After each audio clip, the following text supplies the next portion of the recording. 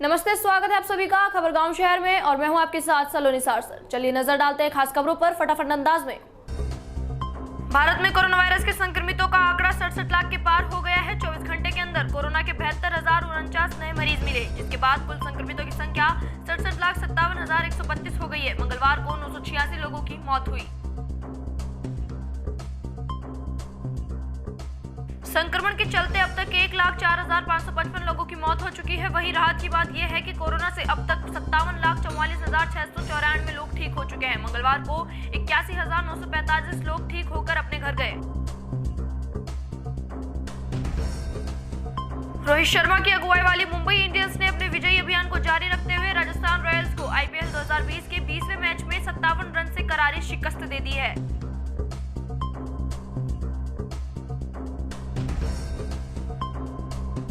जीत की हैट्रिक लगाकर मुंबई की टीम पॉइंट टेबल में टॉप पर पहुंच गई है। मुंबई ने 5 साल 5 महीने 5 दिन बाद राजस्थान पर जीत दर्ज की है। मुंबई की बल्लेबाजी और गेंदबाजी के अलावा फील्डिंग भी लाजवाब की रही।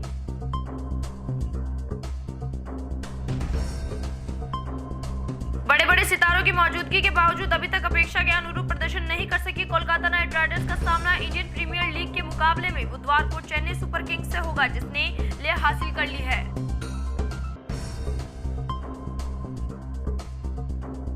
श्री डूंगरपुर इलाके में आवारा पशुओं का जबरदस्त तांडव हो रहा है, जिनके कारण आए दिन कोई घटना घटित हो जाती है। न बच्चे घर से बाहर निकल सकते हैं और न ही बुजुर्ग कार, मोटरसाइकिल आदि भी यदि बाहर खड़ी हो तो उनको भी ये नुकसान पहुंचा देते हैं। नागौर के ग्राम कमेडिया में एक परिवार के कल दिनांक 6 अक्टूबर 2020 को आशियाना जलकर राख हो गया है। बताया जा रहा है कि शॉर्ट सर्किट से कच्चे आशियाने जलकर राख हो गए। जैसे तैसे ग्रामीण मौके पर पहुंचकर आग को काबू कर पाया। यह परिवार भूमिहीन, कच्चा मकान, बिना कोई रोजगार, बिना किसी सरकारी सहायता प्राप्त किए मात्र परिवार लालूराम सांसी निवासी कमेडिया के 5 पुत्रों का परिवार अलग अलग कच्ची झोपड़ी में निवास करता आ रहा है। सभी कच्ची झोपड़ियां जलकर राख हो गई है और जिला प्रशासन को हेड तहसील निर्माण आंदोलन संघर्ष समिति ज्ञापन देकर 6 परिवारों को आर्थिक मदद दिलाने की मांग की जाएगी। यह जानकारी एडवोकेट बीरबल कमेडिया संयोजक तहसील निर्माण आंदोलन संघर्ष समिति ने दी है। सियापुरा कस्सी निकटवर्ती ग्राम पंचायत 17 एसटीपी पलीवाला की सरपंच निरानी देवी ने आज मंगलवार को ग्राम पंचायत के अधीन मतदाताओं का उनके घर पहुंचकर आभार जताया। सरपंच ने कहा कि सरपंच चुनकर उनके ऊपर विश्वास जताकर जो विश्वास जताया है उसका वे ऋणी रहेगी। वे सदा आपके विश्वास पर खरा उतरने की कोशिश करेंगी। गरीब अमीर सब मेरे लिए बराबर है। अभी कुछ एक दिनों में हम एक नया कार्यक्रम बनाएंगे जिसका नाम होगा सरपंच आपके द्वार, जिसके तहत ग्रामीणों से उनकी समस्याएं जानी जाएगी।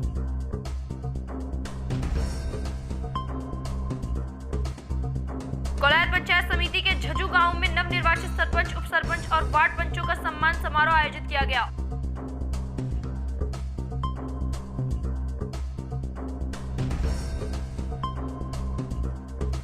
झज्जू के नवनिर्वाचित सरपंच घमुराम नायक, हाटला के सरपंच प्रतिनिधि जय सिंह भाटी, झज्जू के उप सरपंच नूरे खान, भोलासर के सरपंच प्रतिनिधि पवन उपाध्याय, पूर्व सरपंच मूलचंद सेवक सहित झज्जू ग्राम पंचायत के सभी वार्ड पंचों का माला पहनाकर स्वागत किया गया।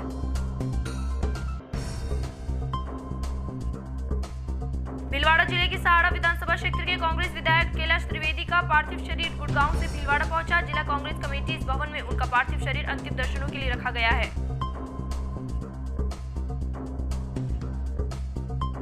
कांग्रेस जन अंतिम दर्शन कर उन्हें श्रद्धांजलि दे रहे हैं। विधायक कैलाश त्रिवेदी का पार्थिव शरीर गंगापुर ब्लॉक कांग्रेस कमेटी भवन में भी अंतिम दर्शनों के लिए रखा जाएगा। इसके बाद रात को उनके पैतृक नगर रायपुर ले जाया जाएगा।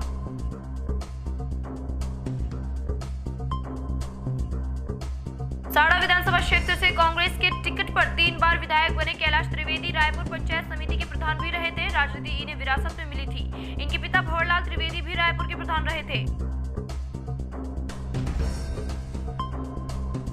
मंगलवार 6 अक्टूबर को कोटा प्रवास पर आए केंद्रीय कृषि मंत्री नरेंद्र सिंह तोमर का हवाई अड्डे पर किसान नेता कमलेंद्र सिंह हाड़ा ने भाजपा कार्यकर्ताओं के साथ पहुंचकर मेवाड़ का प्रतीक चिन्ह, विजय स्तंभ व पुष्प गुच्छ देकर स्वागत किया।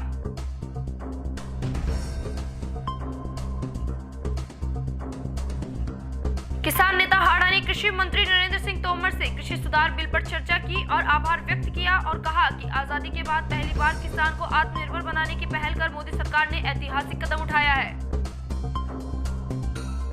पाली यूपी के हाथरस जिले की गैंगरेप पीड़िता को न्याय दिलाने की मांग को लेकर पाली जिले में जयतारण उपखंड क्षेत्र के लांबिया कस्बे के बस स्टेशन पर पूर्व संसदीय सचिव दिलीप चौधरी सहित सैकड़ों ग्रामीणों की मौजूदगी में सभा के आयोजन के दौरान 2 मिनट का मौन धारण कर समारोह पूर्वक पीड़िता को श्रद्धांजलि दी गई।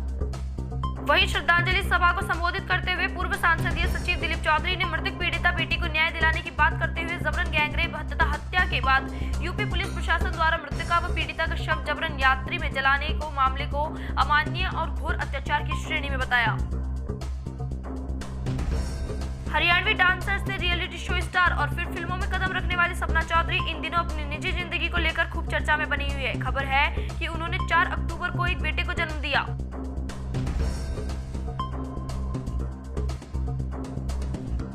खबर तो ये भी है कि इसी साल जनवरी में उन्होंने अपने बॉयफ्रेंड वीर साहू से शादी कर ली। सपना के मां बनने की खबर आग की तरफ फैली तो फैंस ने यह भी सवाल उठाने शुरू किए, क्योंकि इस मामले पर अभी तक किसी सपना चौधरी की तरफ से कोई बयान नहीं आया है। थानागाजी सामूहिक दुष्कर्म मामले में भी दोषियों को आजीवन कारावास की सजा सुनाते के कोर्ट के फैसले पर सीएम अशोक गहलोत और कांग्रेस प्रदेश अध्यक्ष गोविंद सिंह डोटासरा ने प्रतिक्रिया दी।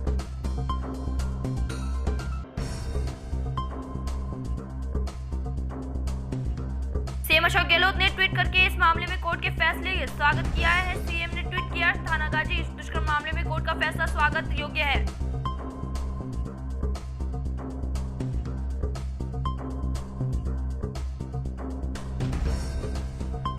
इस फैसले से यह भी उदाहरण बना है कि कैसे तेज जांच से कम समय में न्याय मिल सकता है। इस केस से जुड़े सभी जांच अधिकारी, पुलिस और प्रशासनिक अधिकारी प्रशिस्त के हकदार हैं।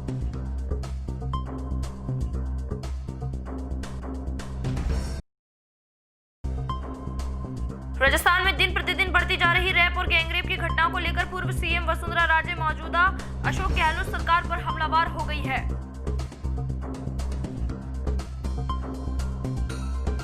पूर्व सीएम राजे ने हाल ही में रैप की घटनाओं पर एक के बाद एक ट्वीट कर राज्य सरकार को कटघरे में खड़ा कर दिया है। राजे ने इसे जंगलराज की स्थिति बताते हुए कहा कि कोरोना संक्रमण के बीच शर्मसार करने वाली ये घटना सभ्य समाज को चुनौती देती है।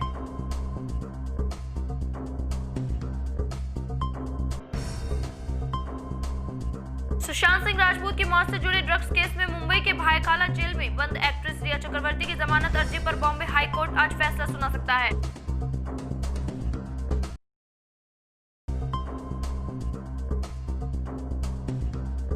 पिछले हफ्ते कोर्ट ने फैसला रिजर्व रख लिया था। लोअर कोर्ट से 2 बार अर्जी खारिज होने के बाद एक्ट्रेस ने हाई कोर्ट में अपील की थी। नारकोटिक्स कंट्रोल ब्यूरो ने रिया को 8 सितंबर को गिरफ्तार किया था।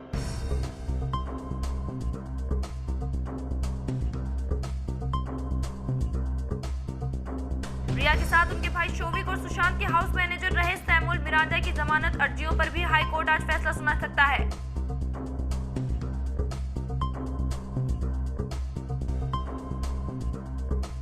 फिलहाल के लिए इस बुलेटिन में सिर्फ इतना ही। नमस्कार।